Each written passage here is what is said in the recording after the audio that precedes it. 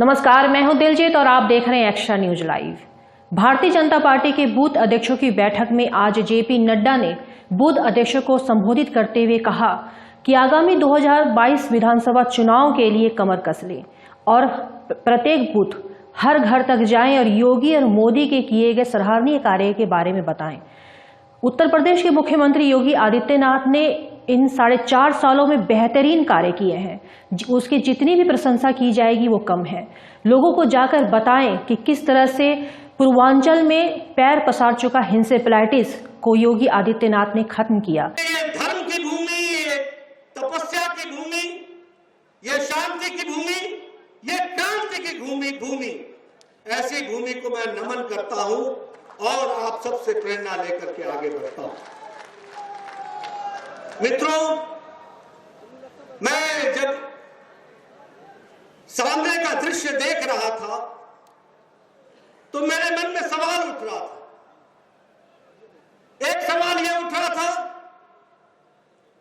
कि हम तो सम्मेलन में आए थे, पर हमको नहीं मालूम था कि यह सम्मेलन भी भारतीय जनता पार्टी का अब कार्यकर्ताओं की सभा में बदल जाता है, जनसभा बन जाती है। मित्रों, ये जो केसरिया समागम है, यह किसी वर्ग विशेष का नहीं है,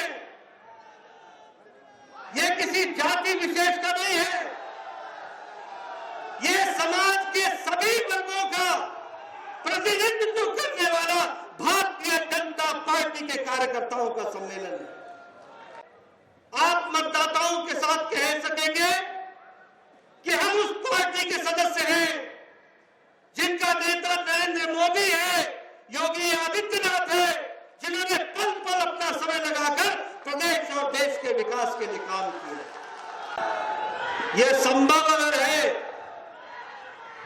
कि बूथ स्तर के हमारे अध्यक्ष इस तरीके से समागम में एकत्र आते हैं, जो एक डेडिकेटेड, समर्पित, सामर्थ्यवान कार्यकर्ता के रूप में जमीनी स्तर पर काम करने वाले कार्यकर्ता है, तो यह बहुमूल्य पूंजी किसी और के पास नहीं है।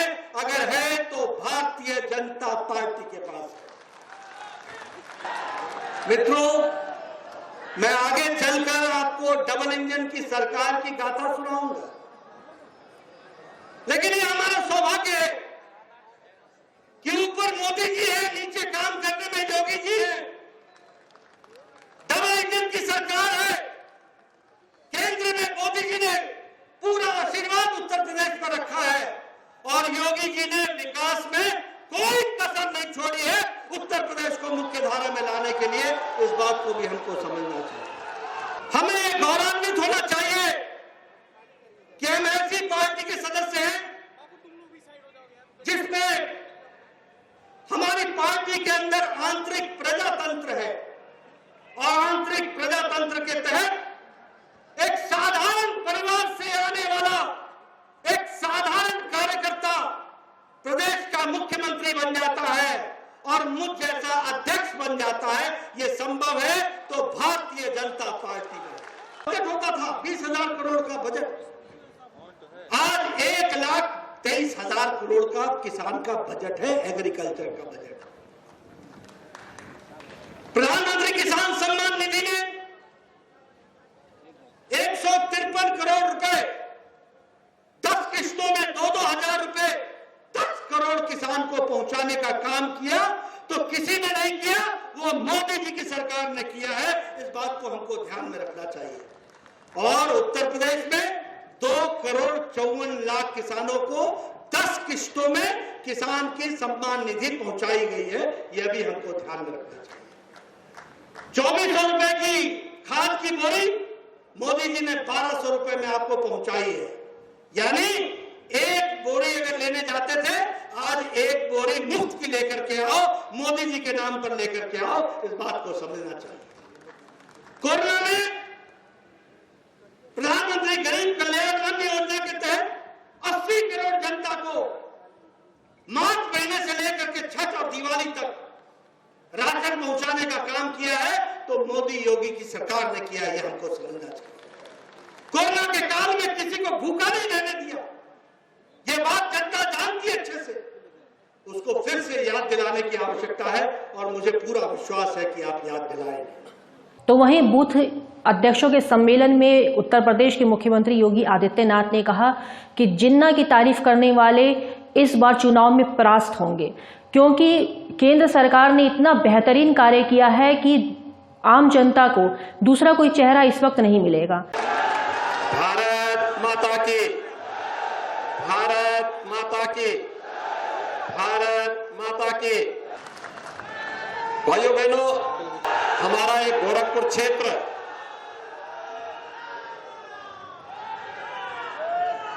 तमाम ऊपर नीचे सम विषम परिस्थितियों का सामना करते हुए हमेशा राष्ट्रीय मूल्यों के साथ कार्य किया है और गोरखपुर की एक धरती है जो भारतीय संस्कृति, साधना और साहित्य की अनमोल कृति गीता प्रेस के माध्यम से गीता के संदेश को आम जन तक पहुंचाती है। ऐसे गोरखपुर की धरती पर मैं माननीय राष्ट्रीय अध्यक्ष जी का हृदय से स्वागत और अभिनंदन करता हूं। 2022 का उत्तर प्रदेश विधानसभा का चुनाव, यह स्वाभाविक रूप से देश और दुनिया के आकर्षण का एक केंद्र बिंदु बन रहा है। याद रखना, चुनाव बड़ा रोचक होगा, महत्वपूर्ण होगा। इसलिए महत्वपूर्ण होगा क्योंकि दुनिया देखना चाहेगी कि भारतीय जनता पार्टी ने 2014 में, 2017 में, 2019 में जो कहा सो करके दिखाया। एक बूथ की मजबूती के लिए कार्य करना, उस अभियान के साथ जुड़ना और जो प्रधानमंत्री मोदी जी का मंत्र है कि बूथ जीता तो चुनाव जीता, बूथ जीता तो चुनाव जीता के इस कार्यक्रम के साथ भारतीय जनता पार्टी को एक एक बूथ को संभालने की जिम्मेदारी बूथ अध्यक्षों की, बूथ की टीम की, पंचायत प्रमुख की, इस अभियान के साथ अगर हम आगे बढ़ गए तो भाइयों बहनों, 2019 में आपने महागठबंधन को पूरी तरह पछाड़ करके राजनीतिक रूप से उन्हें नेस्तनाबूद करने का काम किया था और 2022 का चुनाव उतना चैलेंजिंग नहीं, लेकिन कुछ लोग आपको चुनौती देने के लिए जब कोई आए गया है, अखाड़े में जब कोई जबरदस्ती किसी पहलवान को चुनौती दे तो पहलवान को भी बहुत मजबूती से उसका सामना करने के लिए अपने आप को तैयार कर लेना चाहिए। आज जितने मेडिकल कॉलेज बन रहे हैं, प्रधानमंत्री मोदी जी की परिकल्पना को जमीन पर उतारने के लिए, चाहे वहां देवरिया में देवराहा बाबा मेडिकल कॉलेज हो, कुशीनगर का मेडिकल कॉलेज हो, सिद्धार्थनगर में जो मेडिकल कॉलेज इस सत्र में प्रारंभ होने जा रहा है, बस्ती में महर्षि वशिष्ठ मेडिकल कॉलेज, ये सभी मेडिकल कॉलेज भी स्वास्थ्य और परिवार कल्याण मंत्री रहते समय देश के स्वास्थ्य और परिवार कल्याण मंत्री के रूप में उस परिकल्पना को साकार करने का कार्य आपने किया था। और यही नहीं, BRD medical college, super speciality block के निर्माण की कार्रवाई को भी आपने स्वयं गोरखपुर में आकर उसका शिलान्यास किया था, जिसने कोरोना के दौरान पूर्वी उत्तर प्रदेश के लोगों के लिए रामबाण साबित हुआ था। इसने उपचार का बेहतर माध्यम दिया था। इसलिए भी मैं माननीय राष्ट्रीय अध्यक्ष जी का संगठन के राष्ट्रीय अध्यक्ष के रूप में गोरखपुर पधारने पर हृदय से स्वागत और अभिनंदन करता हूं। आप सभी बूथ अध्यक्षों का, कार्यकर्ताओं का, मैं भी आ रहा था, लंबी लाइन लगी हुई है यहां पर आने के लिए, दूर दूर से लोग आ रहे हैं।